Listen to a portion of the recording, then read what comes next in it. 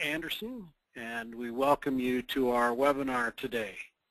You are all in listen-only mode, and we do that so that we are able to eliminate the distractions from all of the offices around the country that are listening. Just a couple of quick announcements. We have seen a lot of interest from our Crown Council membership in the Skill of the Week. And if that is not something that you are doing in your office, we invite you to go to crowncouncil.org, click on training, and take the opportunity each week to watch the Skill of the Week. The second is I remind you about the annual event, the end of January in 2013. We have 36 seats left for the annual event, and we invite those of you who are still on the fence about deciding whether or not to come to get in touch with Annie at the Crown Council office and make your reservations and enjoy a great 3 days with us at the end of January in Nashville, Tennessee. Today, we welcome in our webinar Lane Anderson, who is the CEO and the founder of Prospecta Marketing.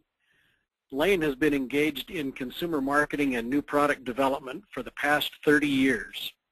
He earned his BA degree in advertising and public relations from the University of Utah and an MBA from the J.L. Kellogg School of Management at Northwestern University.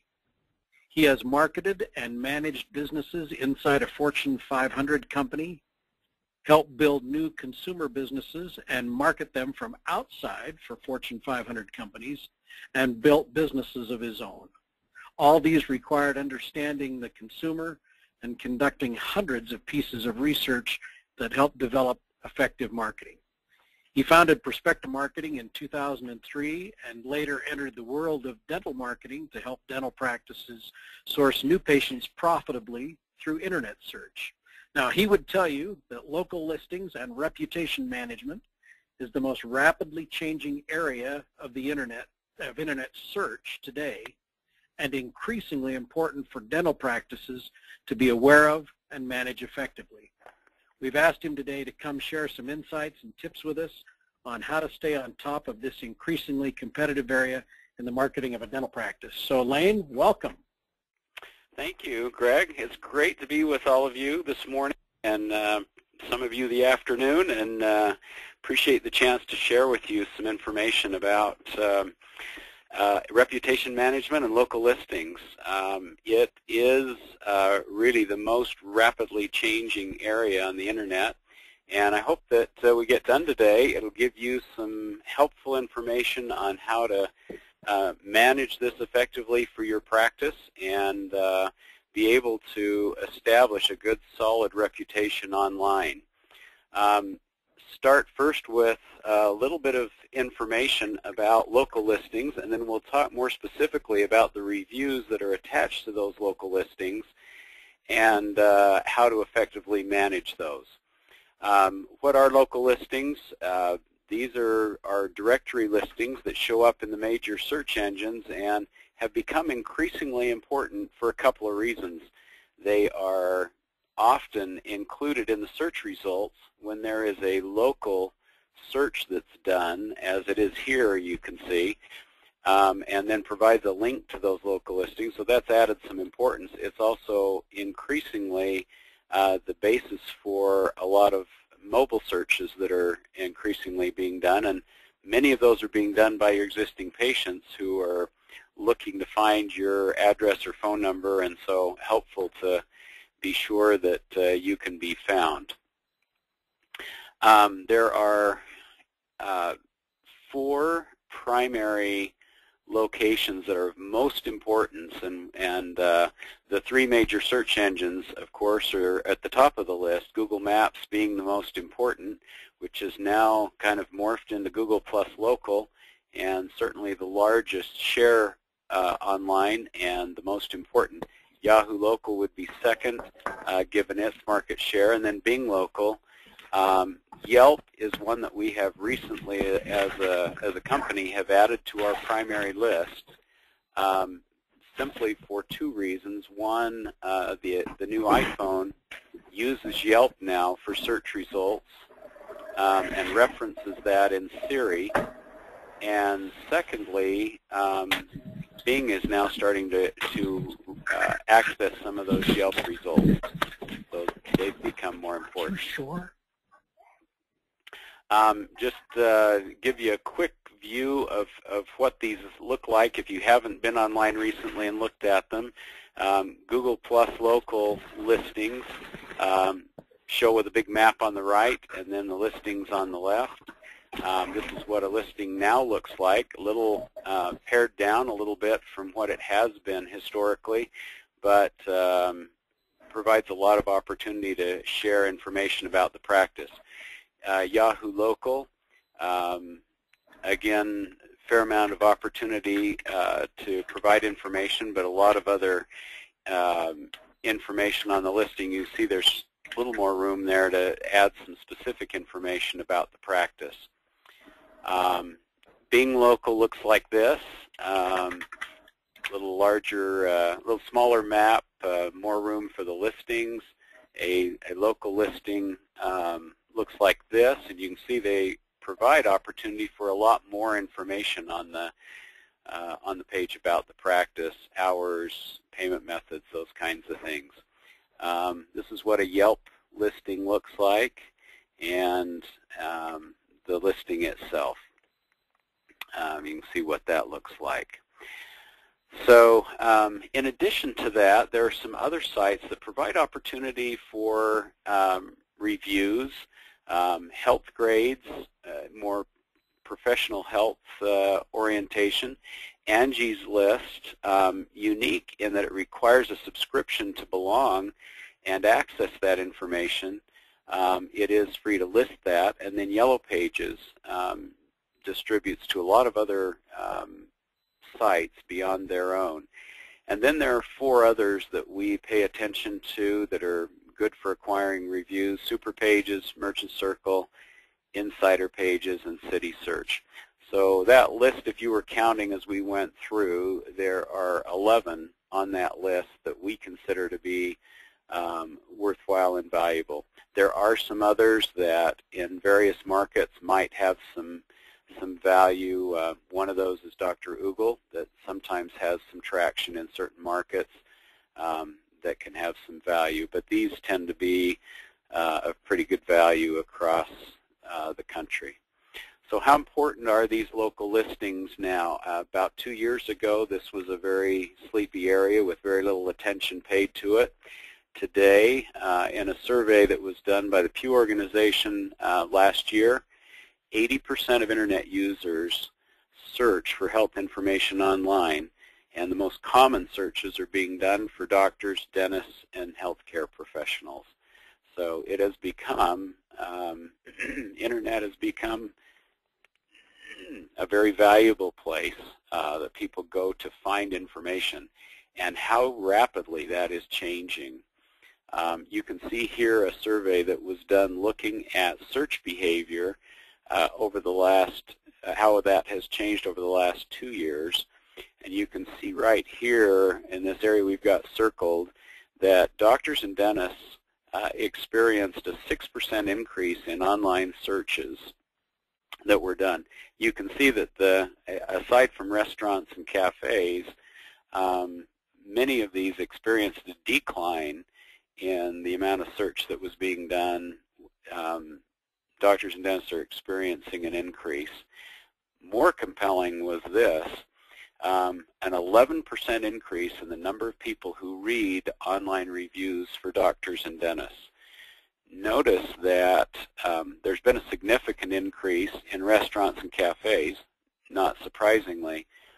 The number of people who are reviewing hotels has gone down, and look at this significant increase from 2010 to 2012 in the number of people who are going online to read reviews for doctors and dentists, and second, almost equivalent to the number of people who are searching on hotels, and the third largest of any source that people go to look at reviews.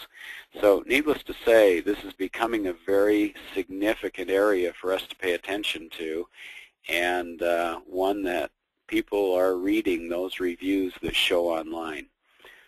So given that importance, how do we go in and optimize these local listings that are showing for our practice?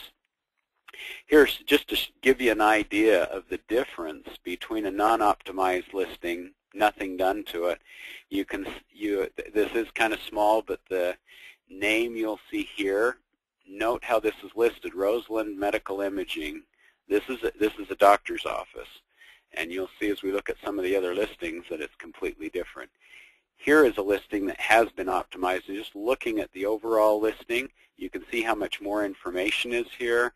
There's consistency in the way that the name, address, and phone number, that's what NAP stands for, how those are listed. You can see there are photos in this listing. The website link is provided. There are reviews at the bottom of that listing, detailed description of the practice, and a specific offer that they can take advantage of. And you can see this is all missing here in a non-optimized listing. It basically picks up their address and phone, an inconsistent listing of the name, and the description consists of a category for dentist. So you can see you miss out on a tremendous amount of opportunity if you don't optimize a listing. Here's what a non-optimized listing looks like compared to an optimized listing in Yahoo. And notice here the name is listed completely different. It's even got a different address from what's in Google. No website, no photos, no reviews, versus a consistent name and address, website, photos, additional details, and reviews. Here's a contrast in a non-optimized versus an optimized listing in Bing. And here you can see the name is listed still differently, and very little information about the practice with some web results.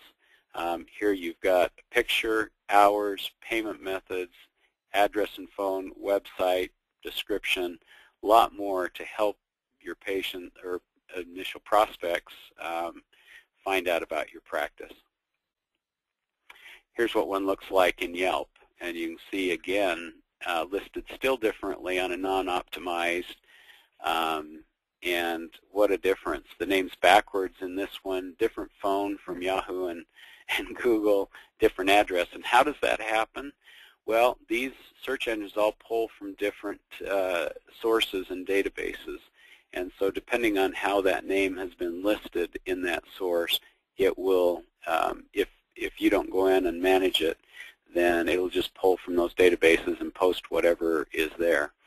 And you can see what a difference your presence is in the Internet in an optimized listing compared to a non-optimized one.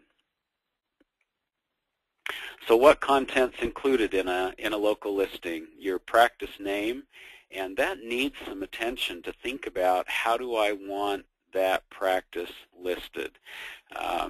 It's very easy for a variety of names to show up out on the Internet, and important to take the time to figure out how you want the practice identified and then be consistent across the Internet. Your street address, phone number, link to the website is important, the services you provide. Photos and video, a lot of the listings will allow those, particularly Google. You can put a lot of content on there, and any content that will help set your practice apart from others that might be out there. Let me just share with you 4 key concepts that might be helpful in guiding what you put on your listing. Accuracy, consistency, being informative, and being motivating. Let me talk about each one of those. First is to be sure that the information that you put on your listing is accurate. And by that, I mean having a consistent format for your address. Google, one of the secrets with Google is that they like the USPS formatting for addresses. So little things that you wouldn't think about, like do I spell street or road out, or do I use the abbreviated version, do I use the state code, or do I spell out the state, just simple things like that that are all standardized in the USPS format. So you can go to this site, usps.com, and put in your information, and it will standardize that address for you, and that's the best format to use everywhere that your address appears, both on your website as well as online. Now, let me just show you how easy it is.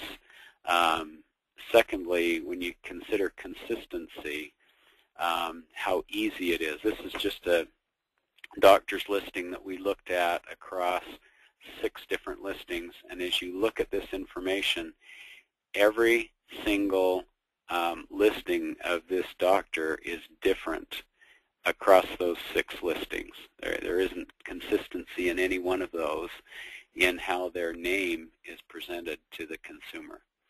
And you can see that there's difference in the format. Here it's number 320. Here it's STE 300, a completely different number. Here it's Swede is spelled out. You can see just these little differences, and those can sometimes be enough to cause a search engine to think that it's a different location or a different practice. And so if you can establish that consistency, then it allows the search engines to identify your practice more easily, and as they do that, then there's better linkage across the internet, and it will help your overall rankings. Third thing to look at is in being sure that your listing is informative and providing information, for example, about the practice, and information about, for example, hours you're open, providing photos that will be helpful to the consumer, and ways that they can get more information. And then be sure that your information on there is motivating. Many of these, especially Google, provide an opportunity for you to provide an offer online. And these are going to be increasingly important and provide opportunity. Google's developing some interesting new variations on this where these offers might pop up if you opt into certain services. They're now just recently developed a new tool where those offers might pop up when your consumer is doing various things online. And an opportunity to do a smile gallery on your listing and let them see the quality of your work and the difference that it can make in their smile. So a lot of opportunities there that can help encourage them to contact you. So once we've got our local listings established, then our reputation online becomes very important, and many of these have opportunities for reviews. So how important are those reviews? During a study that was done this year, 72% of the consumers surveyed said that they trust online reviews as much as personal recommendations. I was very surprised to see that result. What it says is that people put a lot of credibility into third-party reviews that they see online that are at least perceived not to be generated by people inside the practice. 52% of consumers surveyed said that positive online reviews make them more likely to use a local business. So as we consider how important are those reviews, they certainly seem to be able to have a lot of impact on whether people will follow through and contact your practice and want to come in to see you. So very important area. How do we go about generating those reviews? Let me just share with you at least 4 methods that we have seen that can work effectively to generate reviews in your practice. And these are some tools that we provide to our doctors that we work with, but these are certainly things that you could set up and do. First of those is to do a request via email.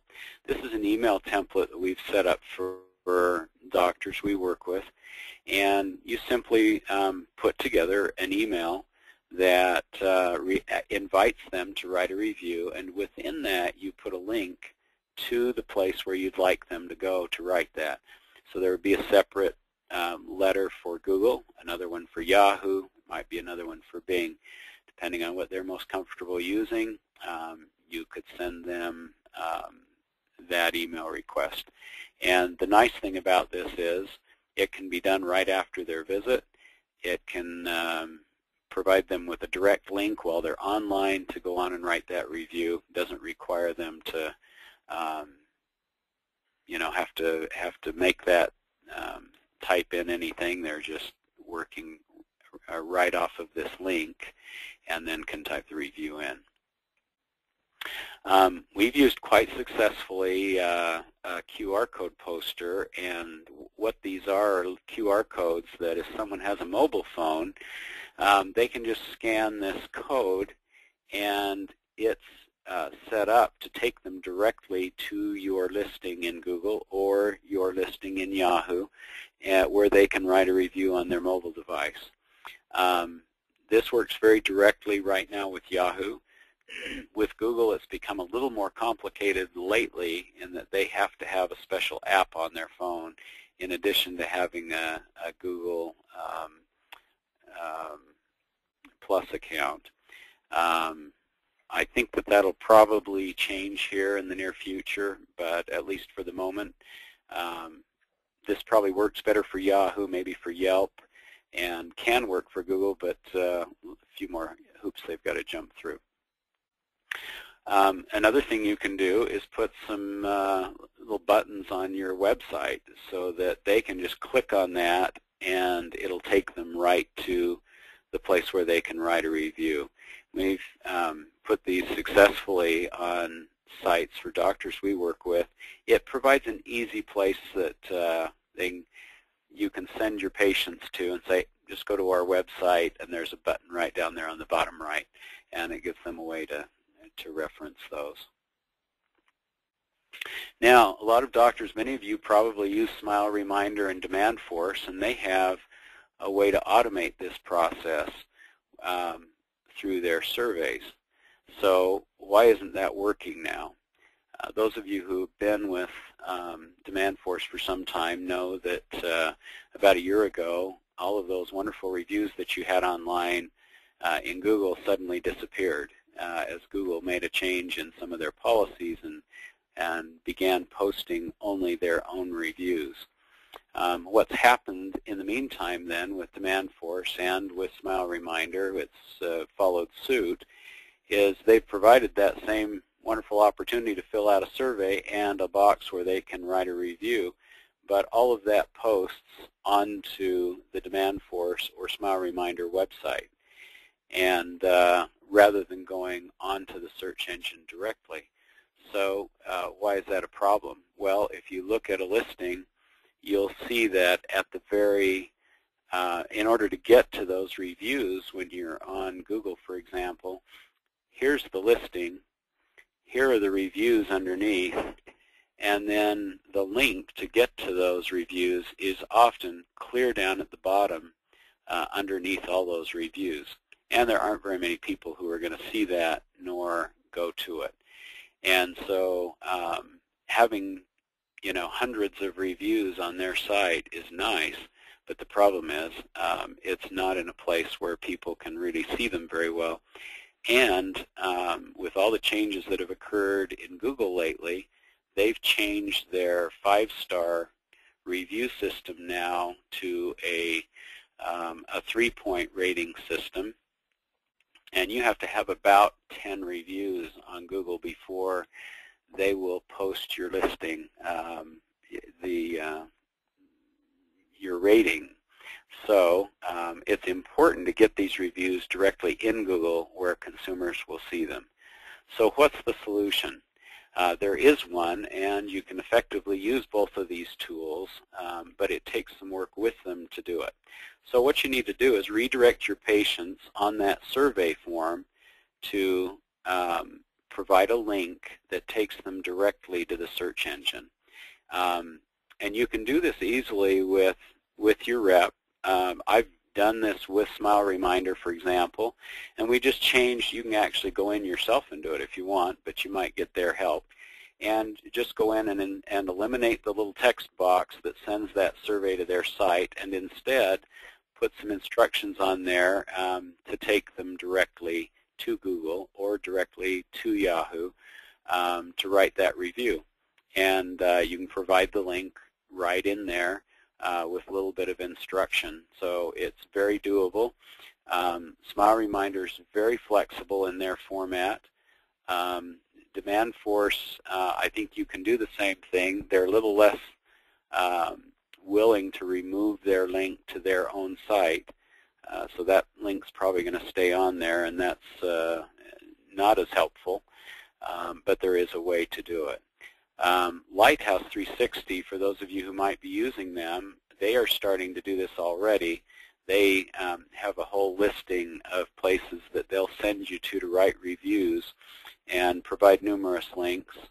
It looks like there is a way to customize that so you can focus that attention a little more directly and send people to the places you'd like them to go.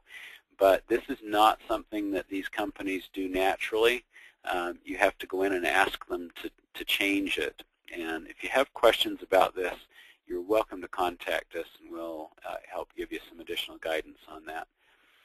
The other thing you can do to use these tools, if you're subscribing to them for your patient reminders, some of them have marketing tools where you can go in and send out specific requests to patients, where you can pull patients from a certain time frame, or you can handpick patients and send out an invitation to them to write reviews with direct links to the search engines where they can go and write those reviews. So that can be a very helpful way to take advantage of these tools you might already be using in your practice in other ways and help to automate the system. Now, sometimes, all of this requires a pretty high confidence level in people going online in an automated way to write reviews. And if you're comfortable with that, this can be a great way to build those reviews online. If you like to be a little more selective, you can always go in and use these tools to go in and do specific requests. Or you can use some of these other ways that we've mentioned already to handpick who you'd like to invite to go and write reviews. So each of the search engines have a little different way of in which these reviews affect your rankings. In Google, these reviews can affect, if the question is, how do these reviews affect my rankings? There are a number of factors in Google, similar types of factors in Yahoo and Bing that affect your local listings and how they'll rank. These are not all of the factors that affect that ranking, but they are things that, ways in which those reviews will affect those rankings. So they'll take a look at the number of reviews that you have, and more specifically, they'll favor the number of Google reviews. So if you have more reviews directly in Google, that will help your cause. They'll look at the total number of reviews on third-party sites that Google's aware of, places like Insider Pages or City Search. The average rating will have some impact. Relevance of the services offered. If you're specifically talking in those reviews about services that relate to your business, it seems like kind of an obvious thing, but sometimes that may be a little different. That will have some impact. And if they're relevance to the location where you are, they're referring to that specific office, for example, if you have a multi-office practice. The velocity at which those reviews are coming. So if they see 5 reviews in 5 weeks versus 5 in 1 year, they know that you're an ongoing business with a lot of activity going on. And the diversity of sites with which they come from, and the prominence or authority of the third-party sites that provide reviews. As they look at them, a more established site is going to have more impact than one that's maybe a little less known. So those are just some of the things that, ways in which those reviews can affect your overall rankings. They're all a little different. So sometimes doctors tell us that they have had patients post reviews and they're not showing up. And it's unfortunate, but it is a reality that we deal with. So what do?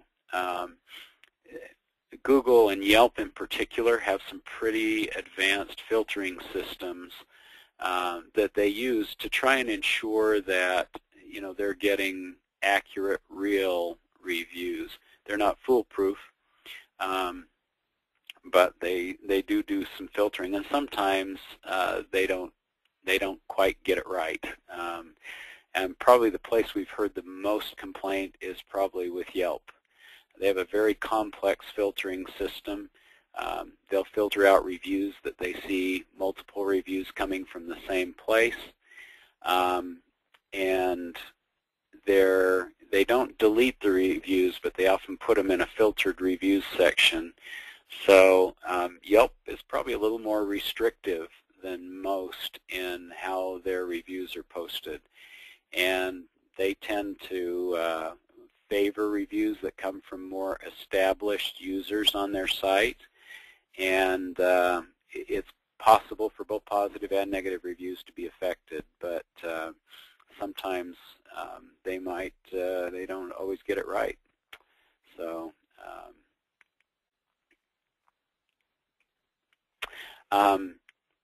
Yelp allows readers to read these reviews, but they have to enter in a CAPTCHA code, this little squiggly code, in order to get to them, and they don't count toward the overall rating. How do we get reviews that will show up? One idea is certainly to get people to write a review on the website they use frequently. And if somebody uses Yelp a lot, they'd be a good person to request a review on Yelp. If patients are active on Google+, which is fairly new in the last year or two, that would be a good place to have them write a review. Now, what do we do if we get a negative review? How do we handle that, and what do we do with it? Here's some strategies for dealing with negative reviews if you get one. And the first thing I would say is the last thing that's on the list here, and that is don't panic. There are, interestingly, a negative review sometimes can have a positive effect. If you have one negative review and 50 positive reviews, it adds a little credibility there to the practice to say, okay, well, this isn't, I'm getting real stuff from people who have been there. So know that it can provide some credibility as long as it's not 1 out of 2 or the only one online and you're actively working it. Here's some strategies for working through that. First of all, try and resolve the issue with the reviewer directly and see if they'll be willing to remove their review. I had a doctor that had a patient that went on, and they had a cancellation policy that if they didn't come in, they'd be charged $75 if they missed their appointment. Well, the lady missed the appointment. She called on a Saturday, I think, when the office wasn't open for a Monday morning. You're all familiar with that problem. And then didn't show up for her appointment. They charged her $75. She got mad, went online, wrote an ugly review, and then got her husband, who isn't even a patient, to go online and also write a review, as if he'd had a bad experience there. Well, in this case, it was worthwhile to call and make some peace with her. A lot less expensive to do that than to have that online forever. So sometimes you're in a position where you can call and resolve that with them directly and help them to feel satisfied. If that doesn't work, then the next strategy is to go online and respond publicly. Be polite, stay on the high ground, be professional, and don't be defensive. And I'll show you an example of a great way to do that. The other thing you can do is use that public reply to spin the negative into a positive. I had a doctor once that had a very negative review, and used the opportunity in his response to go back online and say, you know, we don't we don't advertise this, but we guarantee the satisfaction of our patients, and if they're unhappy, I think the deal was they refund their money. And that's how strongly we feel about, you know, our patients being happy. So they used that opportunity to highlight their guarantee that they would be satisfied. Then the other strategy, fourth, is just to bury that negative review with a lot of positive reviews. We've talked about some tools that can help with that. You don't want to go on and put 10 on in one day, but just if you've got a regular program of building up those reviews over time, and this is one in a sea of positive reviews, you're going to be fine. It'll add some credibility. But make sure you've got plenty of good positive reviews over time that are burying the other. Let me show you an example of a very, I think a great example of a negative review that turned very positively.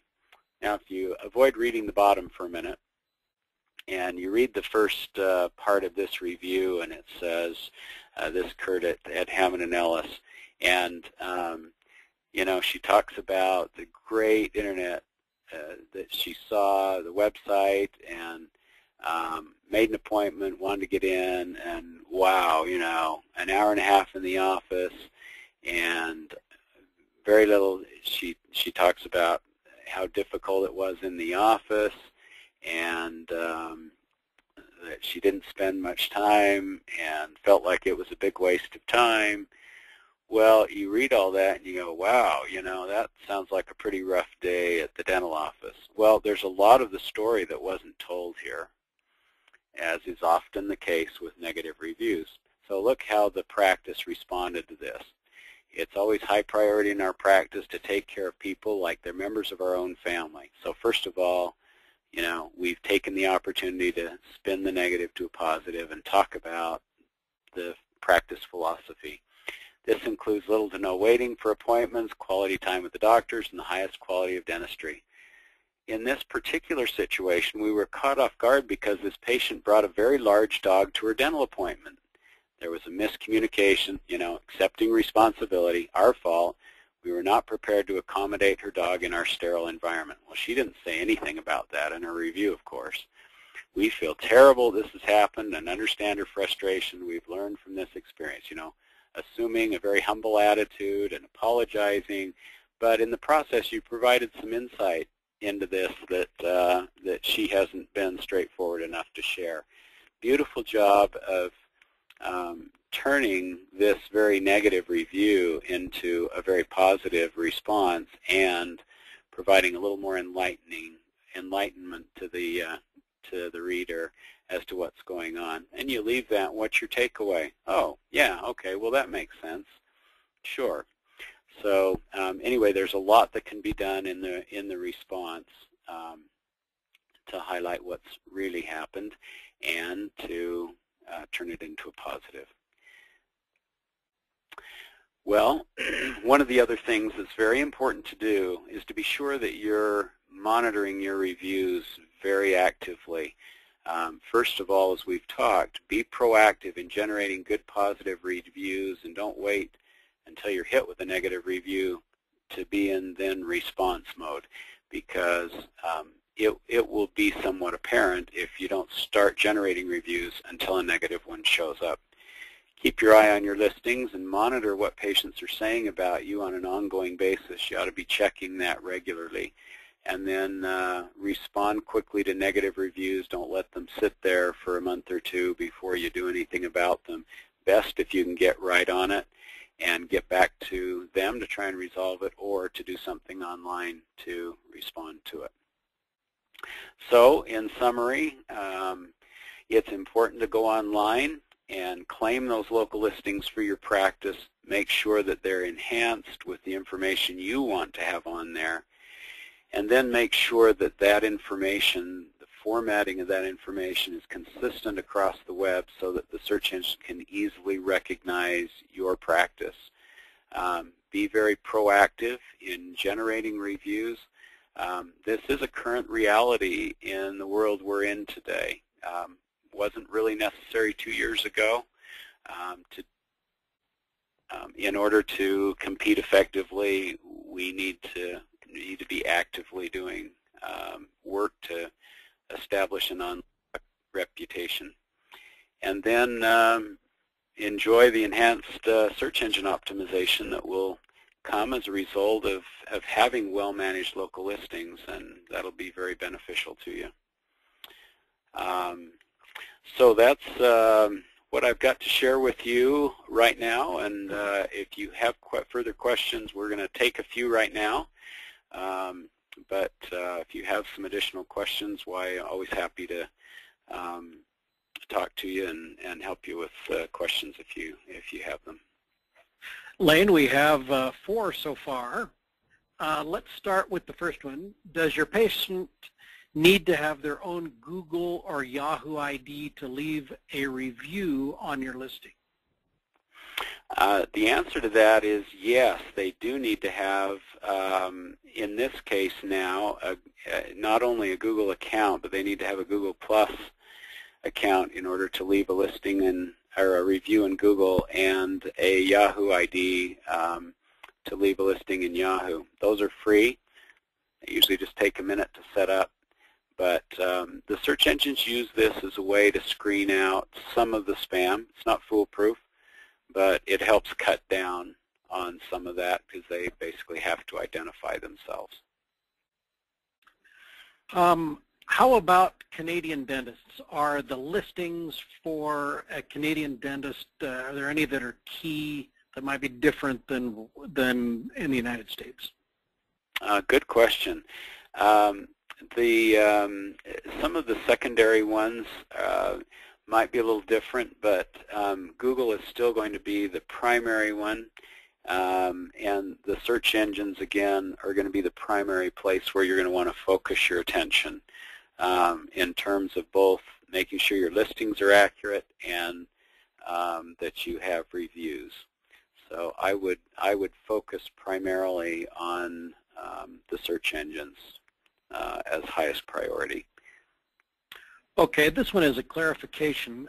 When you talked about NAP, or name, address, phone, are you saying that in order to optimize ourselves, that how we list our name, address, and phone needs to be exactly the same everywhere we post it? Yes. You need consistency across the internet. Here's the reason why. One of the things that the search engines look at in terms of ranking, and this gets into a little more technical area, but one of the ranking factors is what they call citations, and those are the number of places where your practice is listed on the internet in other directories.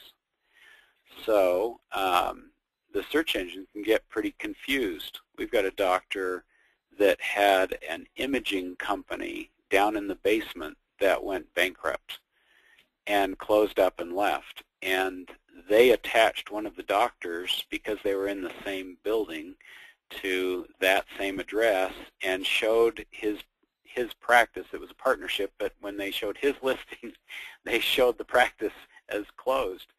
And so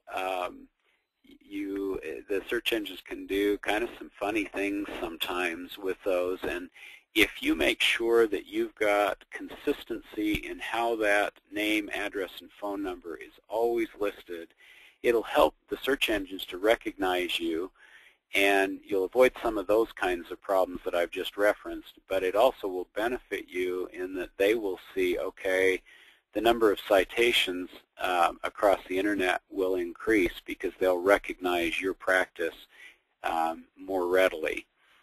Sometimes something as simple as the way in which the practice is listed, or just a little bit of difference in the address might kick it into another listing, and they may not recognize it as the same practice, and so your citation number will go down. So good idea to make sure that's consistent. And when we start with a practice, one of the first things that we do is talk about that identity and how you want it listed online, and then really work to make sure that's consistent. So you say, well, how difficult is that? Well, most practices have got a legal name. Sometimes they have a DBA or how they do business, and sometimes those are not the same. So it's important. There's a kind of a follow-up to that with what you're saying. So what if the business name, Parkview Dental, is different than the individual doctor's name, or if there are multiple doctors' names, should you just use the practice name, and how does that relate to their search for individual dentists? Good question. And this is rapidly changing all the time. There was a time not too long ago, just last year, when Google was telling us that they did not want multiple listings for a practice, and so the effort was to consolidate all those into one listing. That has recently changed, where Google's willing to post individual listings for individual doctors. So here's what I would suggest you do. If you're a single doctor practice, but the practice has a name that is not your name, then I would decide how you want to brand the practice. In some cases, we will, in the way we post those listings with most doctors, we'll post both. So it might be Parkview Dental Dr. so-and-so. Or if you want more emphasis on the doctor's name, then it just might be Dr. so-and-so or so-and-so DDS. So depending on how you want that identified. If you have multiple doctors in the practice, you can then have individual listings for each of those doctors with their name. You can decide how you want to post those. But what I would suggest doing is taking those doctors' names and putting them in the listing somewhere where there is an option to do that, so that they do show up in the listing somewhere. You talked a little bit about optimizing your Google listing.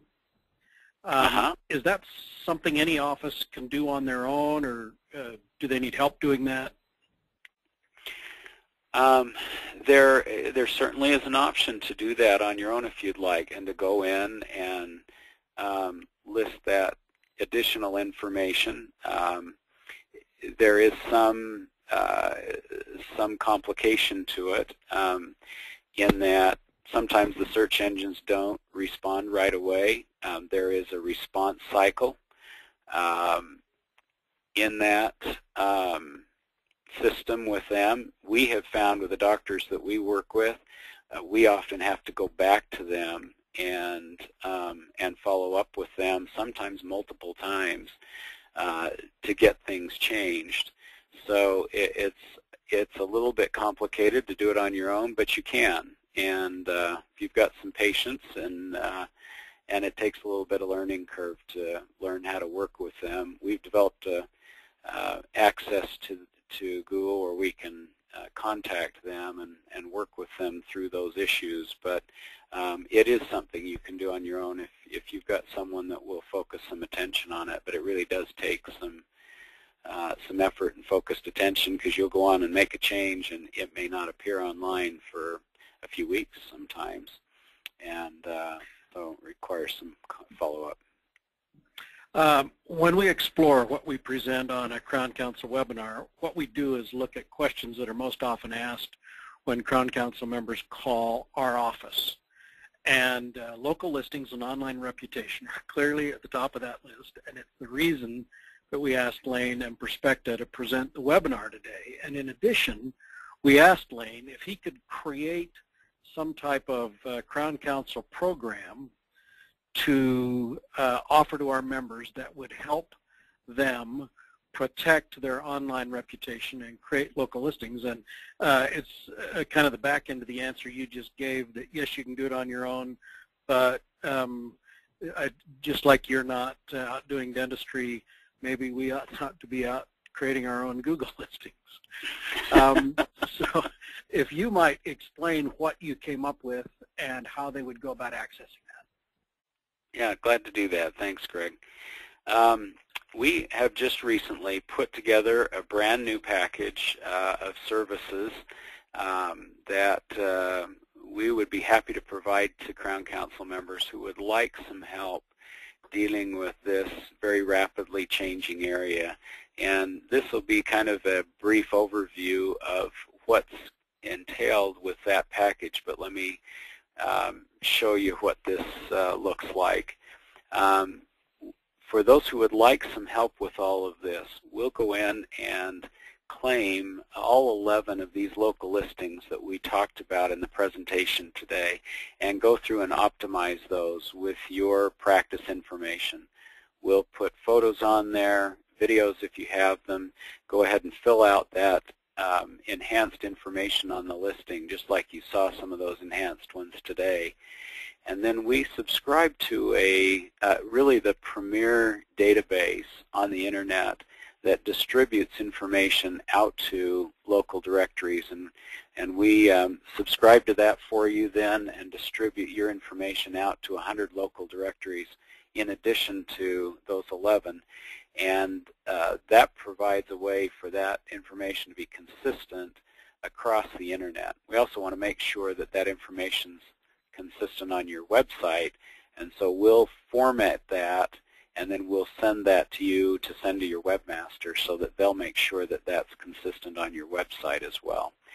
And then we can provide through both the manual work that we do and this distribution service updates to that listing throughout the year as needed. So if you have changes in staffing, or sometimes doctors move their office, or you add new services or delete services, and changing of offers online, all of that can be done. We're glad to do that. You just let us know and we'll take care of that for you across all those sites. We also provide these custom review tools for your practice, the email template, the QR code posters that are customized for your practice and your listings to take people to those, and also the buttons for your website. We send the code to your webmaster and then just pop those on your website.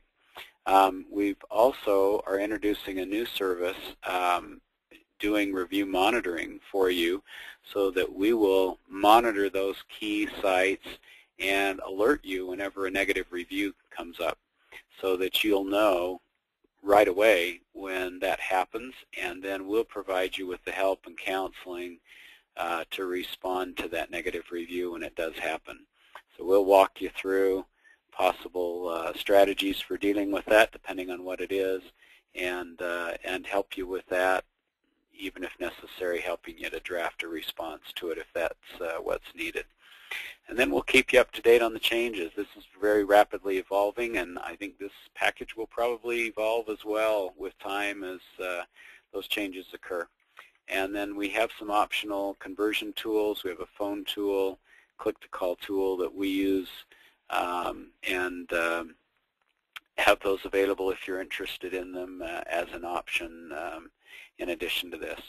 The marketing investment is $670 initially. Set that up. We have a special Crown Council discount that takes that down to $595, and then the service would be $195 per month. So if we can be of help to you with this, we would be glad to do it, and would love to help you improve your presence online. So if we can be of help to you, here's my contact information, and I think Greg can provide some access to a form if that would be of interest to you. We'd love to help you. Thank you, Lane. The webinar that we have done today will be posted online at crowncouncil.org as soon as we can get it converted. It'll be under the training and then the webinar tab. And the response form that Lane was talking about will be part of that post, and we'll also email that form out so that you can contact Lane directly with that. He is also very helpful and very approachable, as are the members of his team, in helping you with individual problems. If we didn't get to your question today and you'd like to email or call him directly, he'd be more than happy to deal with your individual questions one-on-one. So thank you, Lane. Thank you for your time and this great insight, and thank you all for joining us. Thank you. Wonderful to be with you today.